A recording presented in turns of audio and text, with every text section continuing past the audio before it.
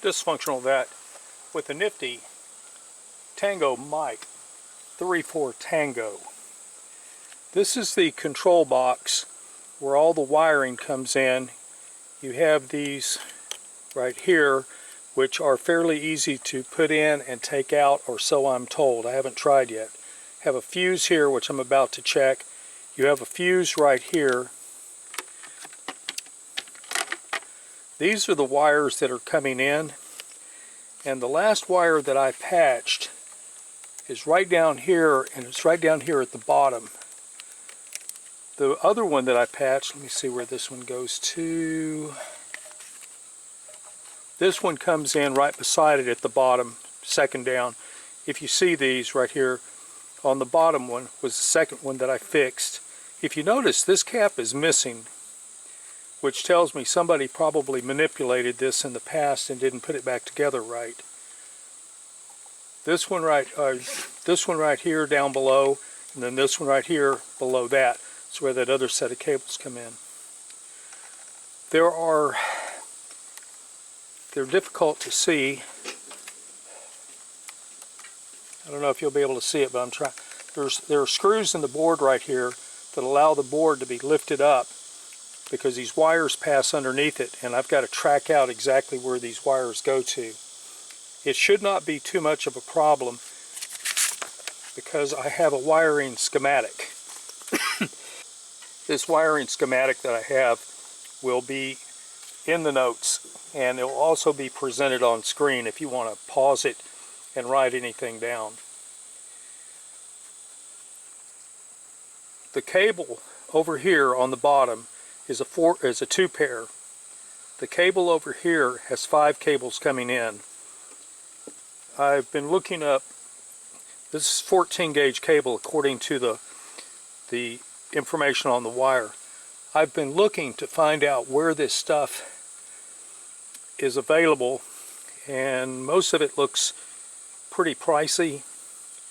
I don't know if I can get it locally for less money. I'll be in a big city tomorrow and I'll take a look around, see what I find, but I'm not going to hold my breath for it. If I was in a place that sold industrial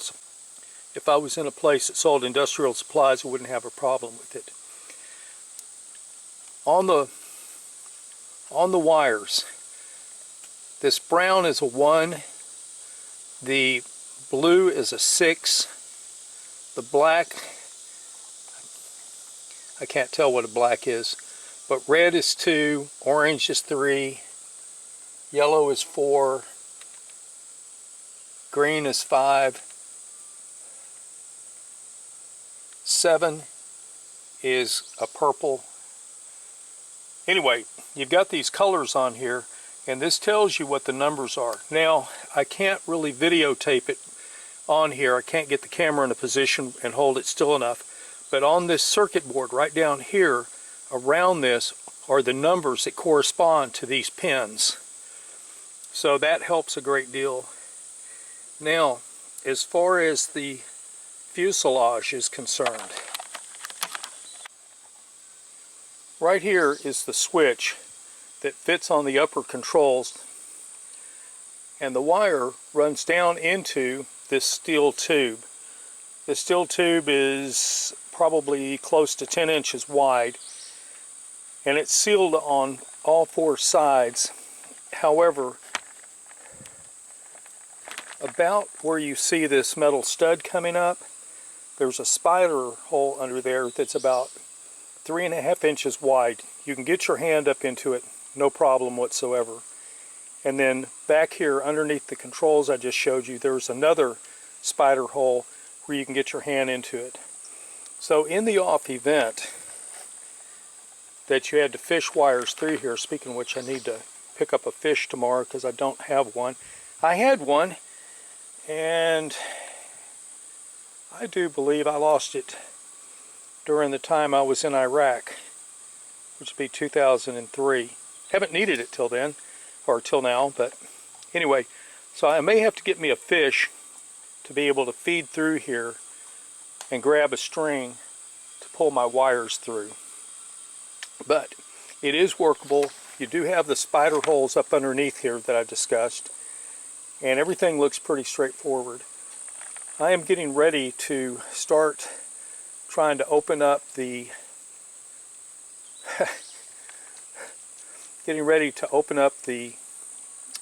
wires going into the box over here so that I can see what I need to do in the off event that I need to replace this wire.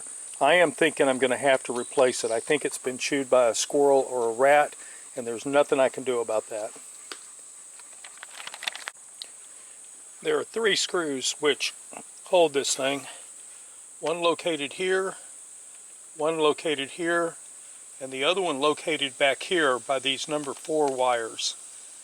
When those are out of the way, the board lifts up. As I got to looking at this, my emergency stop is off, the power is off,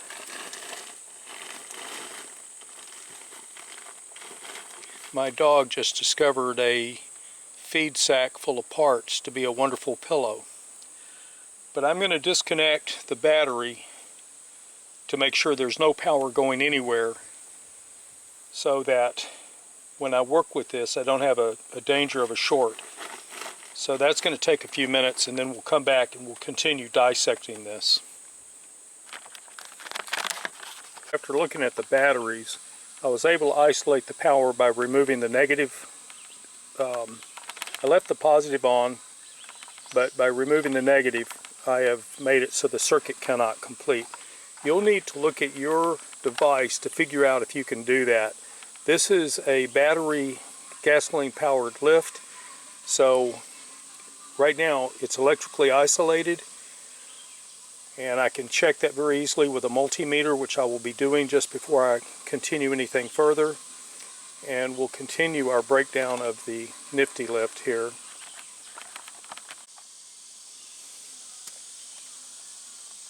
This is the underside of the board. We have all these black wires which are cut.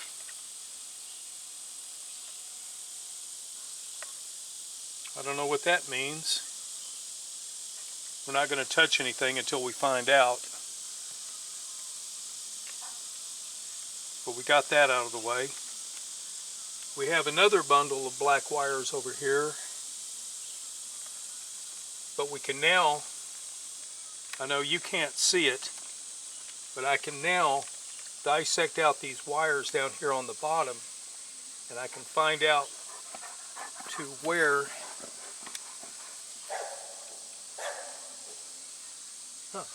buzzer just came in for a landing. I can dissect these wires out, and I can see where they are going, and I can check continuity from the pin position on the board, which in this case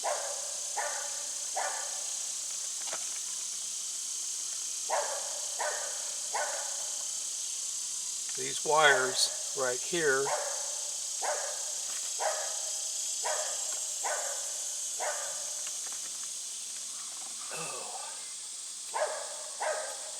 these are 5 wires that were chewed through. So I know where they're going, and I need to put something through there so that I can hang on to these. And I'll grab my 4 wires in just a second. We'll follow those out first. Those are the wires that go to the upper control limit switch, which we know positively wasn't working, and I found the wire chewed by either a rat or a squirrel. So I'm going to tag these with some marking tape so that I can come back and find them quickly, and then I'm going to drop them back in there, and we'll go to the first problem that we know we have, which is the limiter switch or upper control switch, lower control switch.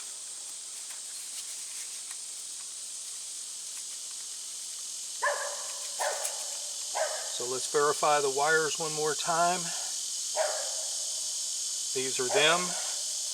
We've got them tagged. We can now drop them back in there, and we can go after the other ones that are in there.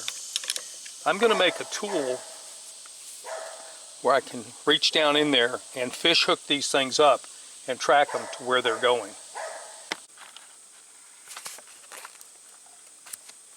Alright, I've dissected out where all the wiring goes. Sorry about that. And the 5-wire set that I pulled out and got over here and marked with the green ribbon has one wire that's been cut, and it was the yellow wire, and it was cut right down here at the box. As I mentioned earlier, I picked up all the wires, sorted them out, and then put the green ribbon on them.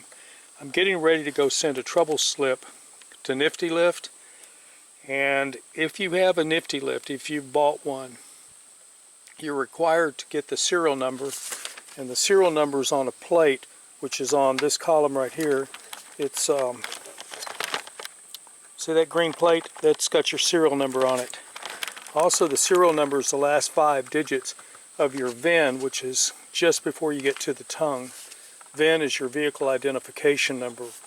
I don't know all the different names in all the different places, but the last 5 digits are your serial number. Everything looks good. When I powered up and tested the limited stuff that I can test, everything showed to be in the green. So now I need to send a trouble report to Nifty Lift. And when you log on to Nifty Lift USA, I believe it is, .com, I've got it saved, I don't remember what it is. When you log on to that, you have to provide the serial number, the model that you have, and you also need to create an account there, because you can download a lot of schematics. And I'm not going to tell you that they're current for every machine. They're not. On their website, they have a little logo, if you will, or a little warning. It says, if you don't know, ask. And that is real good advice. I'm going to sign off. I'm going to go in and get my message fired off to Nifty Lift. They're usually pretty quick to get back to me, or they have been so far. And we're going to call this for right now as far as I can go on repairing this thing. But I'm close. I've got the first hurdle out of the way, and now the rest of it is going to be an adventure. Dysfunctional Vet out.